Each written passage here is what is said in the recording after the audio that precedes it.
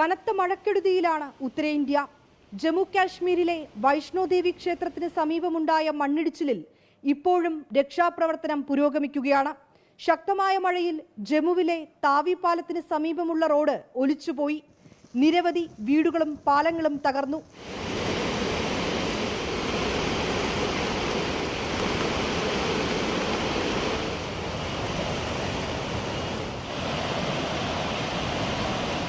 പഞ്ചാബിൽ ഫിറോസ്പൂർ, കപൂർത്തല ജില്ലകളിലാണ് മഴക്കെടുതി രൂക്ഷമായത്.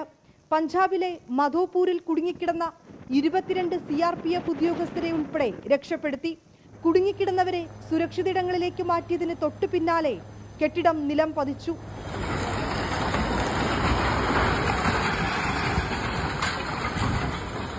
ശക്തമായ മഴയിൽ ഹിമാചലിലെ ബിയാസ് നദി കരകവിഞ്ഞൊഴുകി. മണാലിയിലും കുളുവിലും നിരവധി റോഡുകൾ ഒലിച്ചുപോയി. വീടുകളും ഹോട്ടലുകളും തകർന്നു.